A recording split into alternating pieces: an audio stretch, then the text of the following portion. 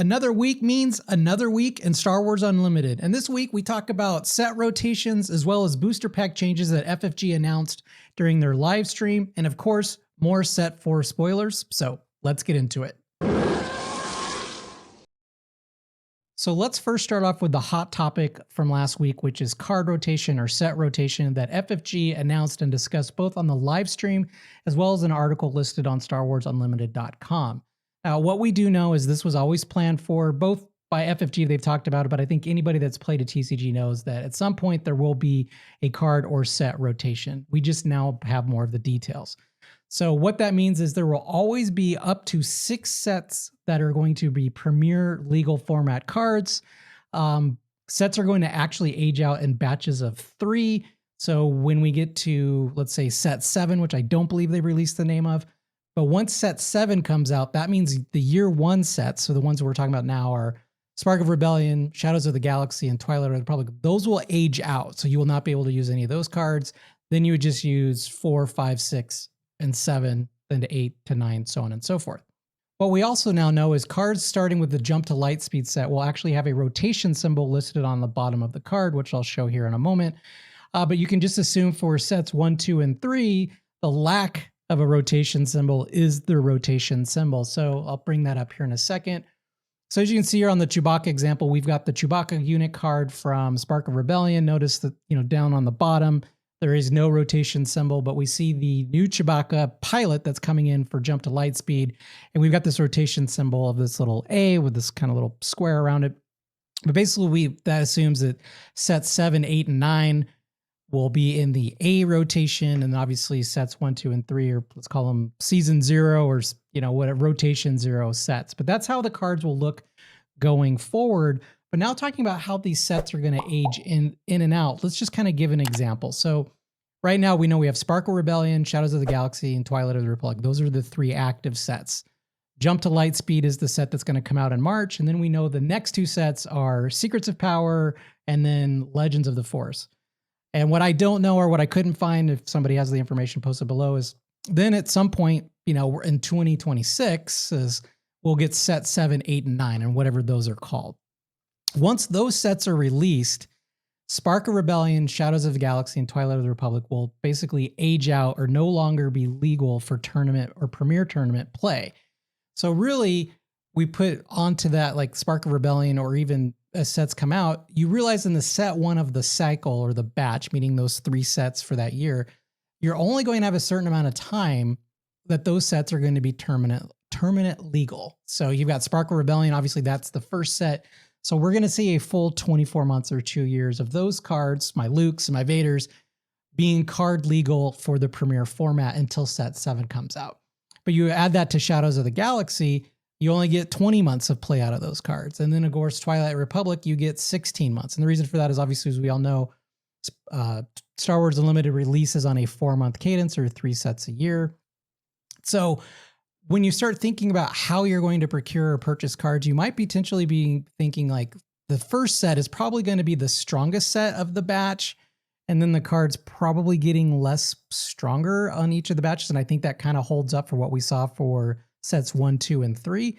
That remains to be seen with Lightspeed, Secrets of the Power, and Legends of the Force.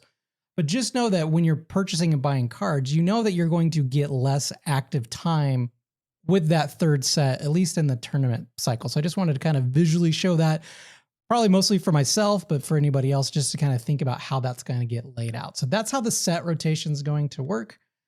The next thing they talked about was booster pack changes. Now, this is going to start again with Jump to Lightspeed, and then, of course, any sets after that, of course, unless they decide to change them even further.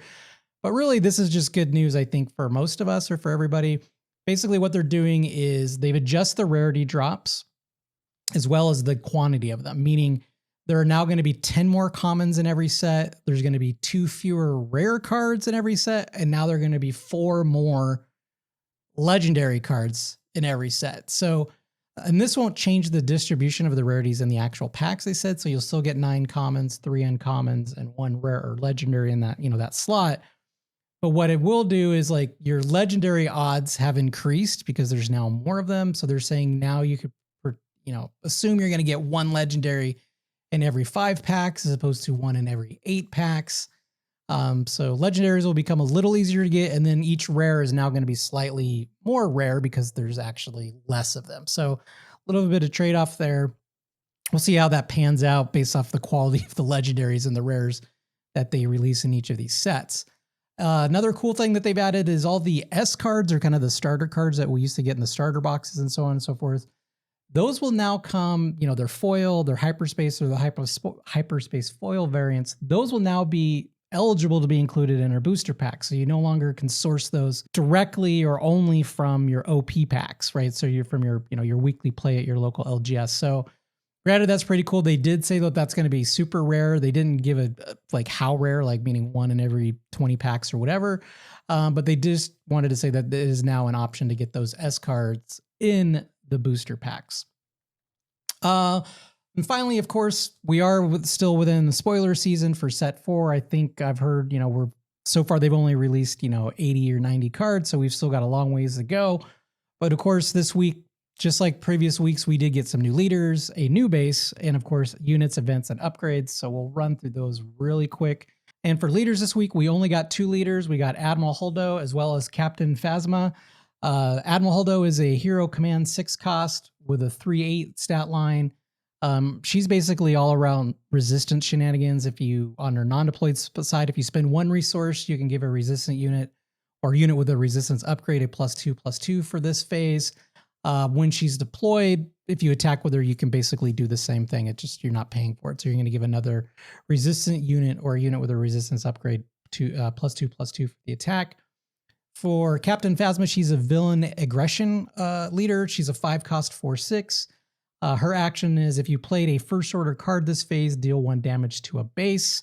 And then on her deployed side, it's on attack. If you've played another first order card this phase, you may deal 1 damage to a unit.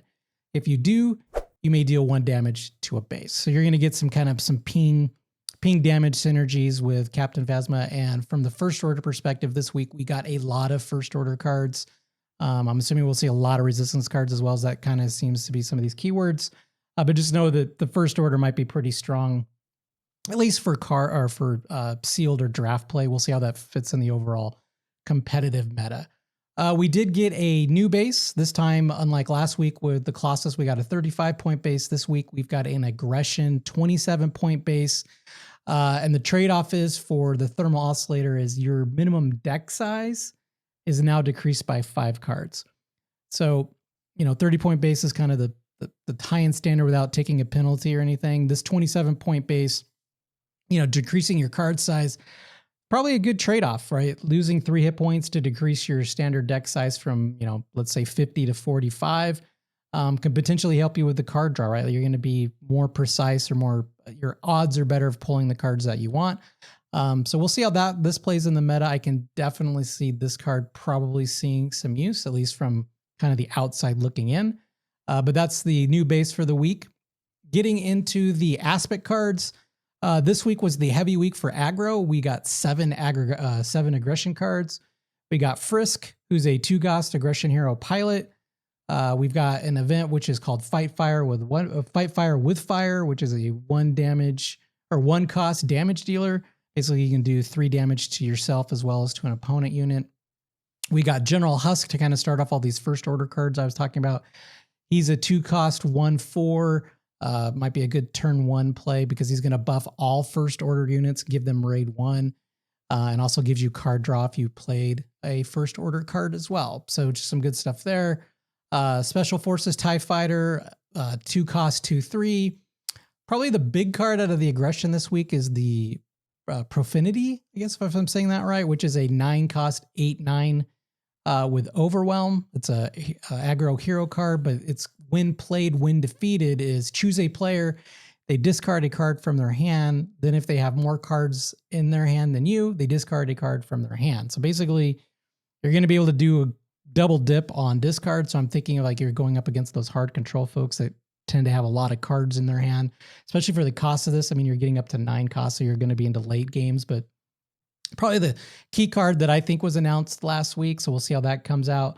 Then we got Tactical Heavy Bomber, which is a 5-cost 3/5, which can do some damage based off its attack.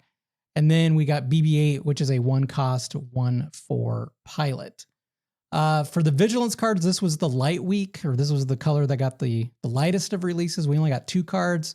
We got a Dakar Cargo Frigate, which is a 5 cost 6/6. And this is an interesting card because it says it loses 1 power for each damage on it. So paying 5 for a 6/6, losing 1 power for each damage seems kind of interesting to me. I'm not sure how that one's going to work out. And then we got Desperate Commando, 2 cost 2/2. When defeated, you may give a unit -1/-1 for this phase. Onto the command cards, we got our second Captain Phasma of the week, 5 cost 5/6. When played on attack, give another first order unit +2/+2 for the phase. So again, some more first order synergy. First order TIE Fighter, 1 cost 2/1. If you control a token unit, that fighter gets, or this TIE Fighter gets raid 1. Another great card this week was like kind of like an overwhelming barrage on steroids. We got Turbo Laser Salvo, which is a 7 cost event, and the text reads: choose an arena. A friendly space unit deals damage equal to its power to each enemy unit in that arena. So that'll be pretty interesting card there. We got a ship, Radis. It's a 7 cost 8/6. Kind of has some resistance synergies. It gains Sentinel if another resistance card is in play. And then when defeated, deal damage equal to this unit's power to an enemy unit. So that's a pretty strong trigger. You're going to use it as a Sentinel, hopefully. And then once it's finally defeated, you're going to dish out some damage from it. And then finally, we got Snap Wexley, which is a 3 cost unit. That's a 2/5 or a 2 cost pilot at a 2/2. So obviously getting into that pilot theme that Jump to Lightspeed's going for. So he'd probably be a pretty good unit. It says when played as a unit on attack, the next resistance card you play this phase costs 1 resource less. And then if you use him a pilot, then you get to kind of get some card draw. You get to search for a resistance card off the top 5 cards in your deck. So you get a little card draw with Snap. And finally, wrapping up, we got just a couple of cunning cards. We got Black Squadron Scout Wing, which is a 5 cost 4/6. Play an upgrade and then attack with the unit and gain 1 power. So if you stick an upgrade on there, aka probably a pilot, you get to attack with it as well as gain an additional power. We've got Ahsoka Tano, a 4 cost 3/5. This gives us some pretty good discards. So it says when played, an opponent discards a card. If it is a unit, you may exhaust a unit. So you're going to get some card discard potentially, also with some exhaust to it. If at the very least you're going to be ripping some cards out of somebody's hand. And then finally, or next to last, we got Miss Hunter, which is a 3 cost 3/4. It says on attack, if you played a bounty hunter or pilot card this phase, you may draw a card. So we're getting some round 2 or second round card draw, or round 2 card draw. And then finally, wrapping things up, we did get a new Moff Gideon, or our next Moff Gideon besides the leader unit, who's a 4 cost 5/4. It's got some pretty interesting text. It says when this unit deals damage to an opponent's base, each unit that opponent plays this phase costs 1 resource more. So you think about that. Obviously, you get Moff Gideon on the table. Hopefully obviously you're going to try and get initiative, hit the opponent's base as long as they don't have any sentinels, and then you try to, kind of, again, for the tempo play, slow them down to make all their resources for that phase, or if you can pull it off again for the following phases, cost 1 additional resource. So pretty nasty there. Look forward to see how Moff Gideon plays out in those cunning villainy decks. But that's all we got for this week. I didn't discuss the PQs. I think that's probably pretty settled on where things are at. Kind of folks, if you're interested, that you kind of know where the meta's at and how people are playing it. But for always, I want to say thanks for watching. And until next time, I hope you have a great day.